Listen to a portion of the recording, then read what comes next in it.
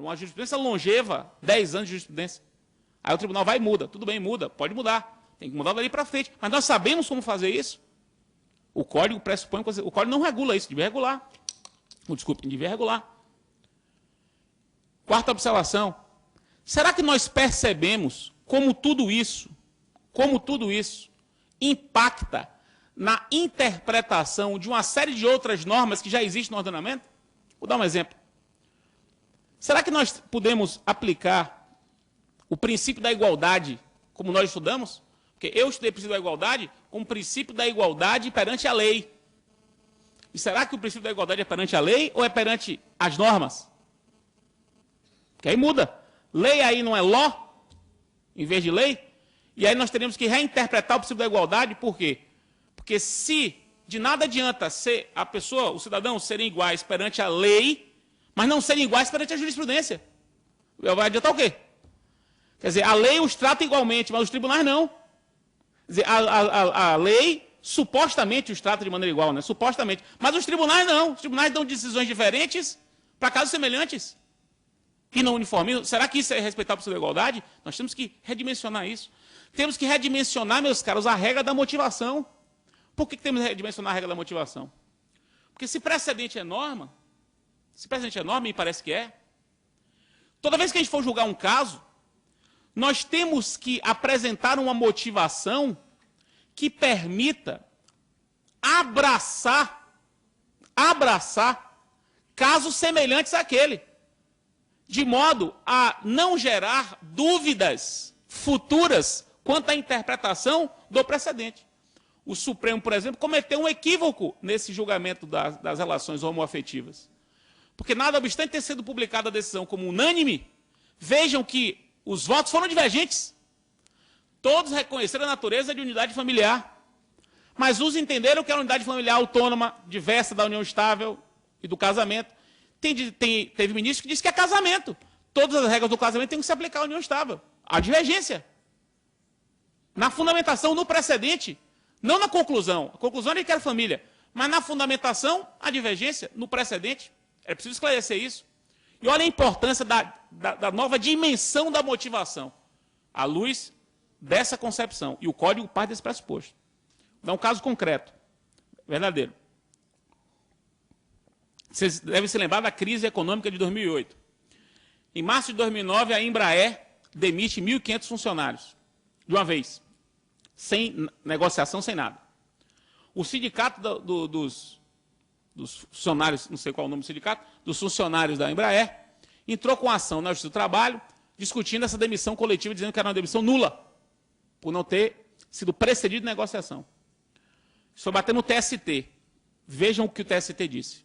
O TST disse o seguinte: à época da demissão, a jurisprudência não entendia como obrigatória a negociação antes da demissão em massa. À época da demissão. Portanto, à época da demissão, a Vale o quê? A Embraer agiu como se entendia que ela deveria agir. Quer dizer, agiu de acordo com a jurisprudência. Então, ela não pode ser punida, disse o TST. Então, acolhe o pedido da Embraer. Rejeita a pretensão do sindicato. Mas, daqui para frente, é preciso que se entenda que a coisa vai mudar.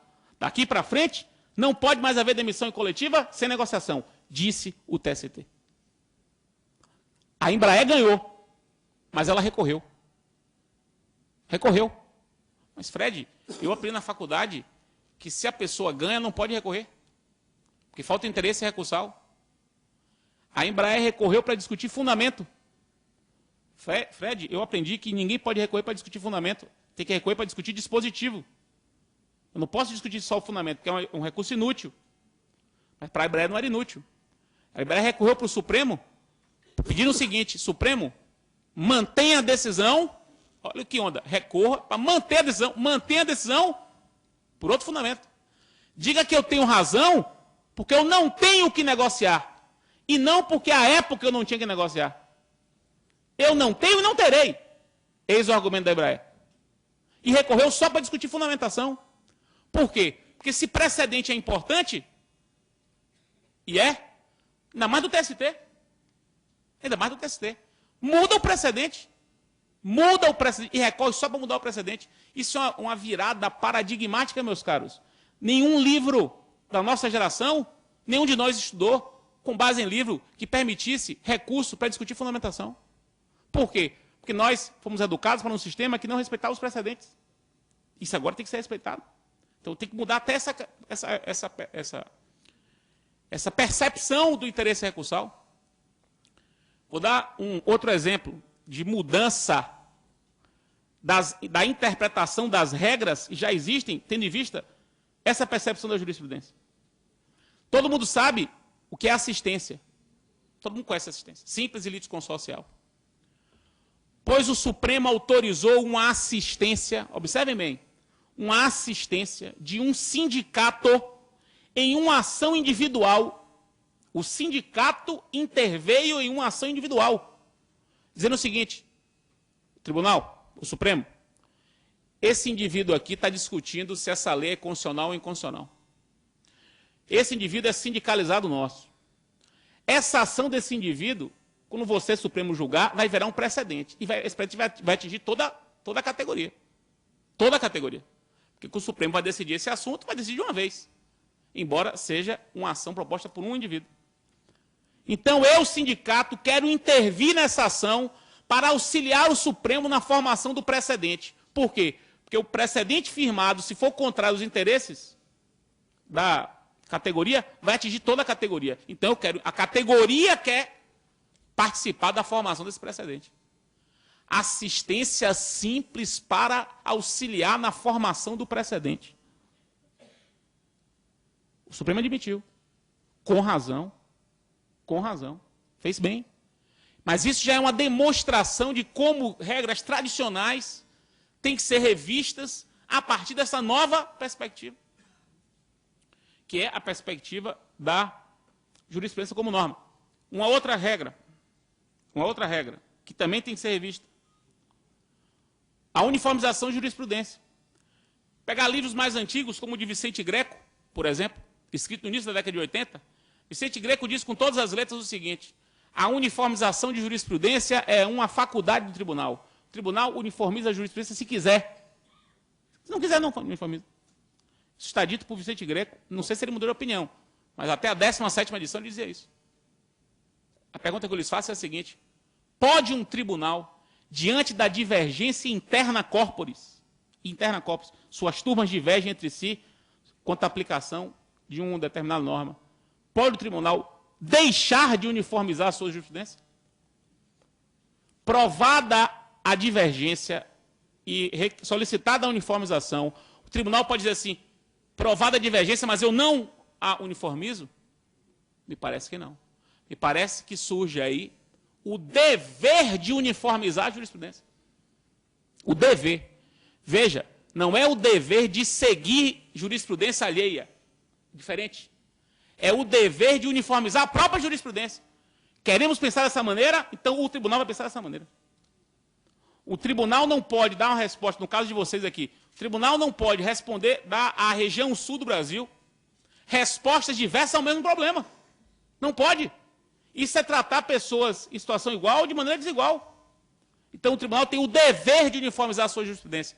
Isso é uma releitura de uma regra velha, muito velha, da uniformização de jurisprudência. Aí vai me perguntar: Fred, mas esse dever não está escrito. Mas ele decorre do princípio da segurança jurídica, do princípio da igualdade. Esses dois princípios, segurança e igualdade, e há quem diga boa-fé, impõem o dever de o tribunal uniformizar a sua jurisprudência. Então, meus caros, não adianta querer, neste momento, se preocupar com mudança de prazo, qual foi o tipo de intervenção de terceiro que desapareceu e que reapareceu, ou que surgiu, se o amicus curiae pode recorrer ou não. São temas relevantes, mas são regrinhas que qualquer pessoa que saiba ler vai pegar o projeto, vai ler e não vai ter muita dificuldade em saber. O problema é compreender a estrutura metodológica do projeto. E o projeto parte desses dois pressupostos, que eu tenho dúvidas sobre se nós, comunidade jurídica brasileira tem esse tipo de... já está com esse repertório pronto, assim, na boca, para poder aplicar bem esse projeto. Tenho muitas dúvidas. A história que o ministro Fux contou quando a comissão foi instaurada, de que o projeto seria um projeto simples, um projeto para as pessoas comuns, um projeto que eliminaria determinadas palavras mais pomposas, seria um projeto redigido numa linguagem mais acessível, um projeto dos novos tempos. E eu não concordo em nada com isso. Não é que eu não concorde com a ideia é muito boa. Não concordo em dizer que este projeto é para isso. Esse projeto não foi um projeto feito para as pessoas simples. Não foi um projeto feito para as pessoas juridicamente simples. Não foi. Para juridicamente simples. Você tem que ter um mínimo de sofisticação para aplicá-lo. Eu estou dizendo isso, meus caros, aqui agora um pouco com de tristeza. Porque não é um código para o estágio atual do ensino jurídico no Brasil. Não é. Conforme eu disse, eu sou um testemunho disso. Eu dou meu testemunho a respeito disso. Eu sou uma testemunha, dou meu testemunho a respeito disso. É um código que exige do operador uma sofisticação, uma compreensão dessa nova metodologia. Então, essa é a principal mensagem que eu gostaria de passar nessa minha palestra, cujo tempo acabou de terminar. Fico à espera das perguntas e queria agradecer mais uma vez o convite para votar a Poa, cidade de que eu tanto gosto. Muito obrigado.